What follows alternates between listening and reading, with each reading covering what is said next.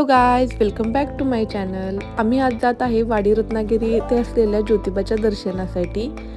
मी, mummy, अजिंक्य आणि सोना पण आली होती आणि मिष्टी, असे आम्ही 5 जण चाललो आहे ज्योतिबाच्या दर्शनाला। जाताना 5 वाजले होते। मिष्टीचा स्नॅक्सचा टाइम झाला होता म्हणून तिला केळी भरवली आणि नंतर आम्ही स्टॉप घेतला मम्मींना घेण्यासाठी हातकणंगले येथे।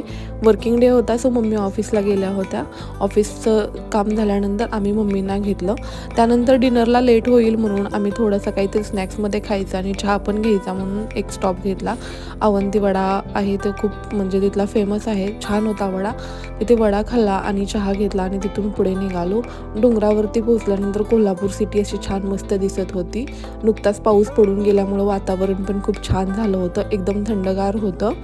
आणि त्यानंतर आम्ही जरा पूजेचं साहित्य घेतलं।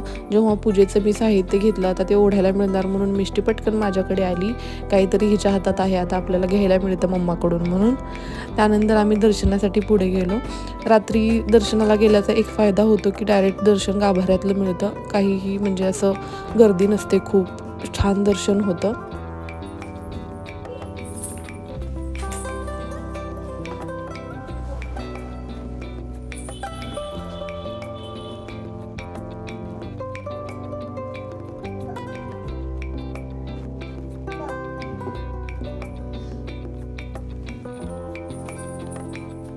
ज्योतिबा हे म्हणजे आमची कुलदेवता आहे, त्यामुळे आम्हाला चैत्र पौर्णिमेनंतर यात्रेला यावंच लागतं।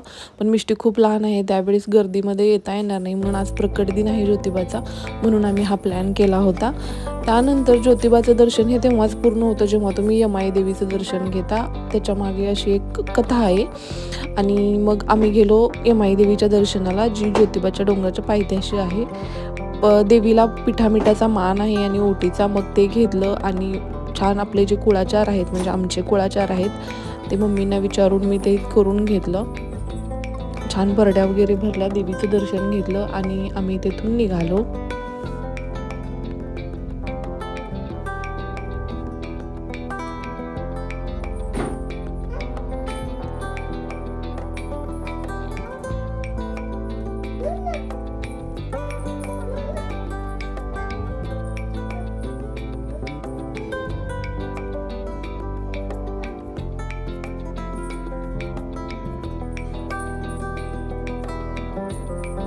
तर आजचा व्लॉग तुम्हाला कसा वाटला मला कमेंट बॉक्समध्ये नक्की सांगा। नंतरच्या व्लॉगमध्ये भेटू, तोपर्यंत बाय बाय।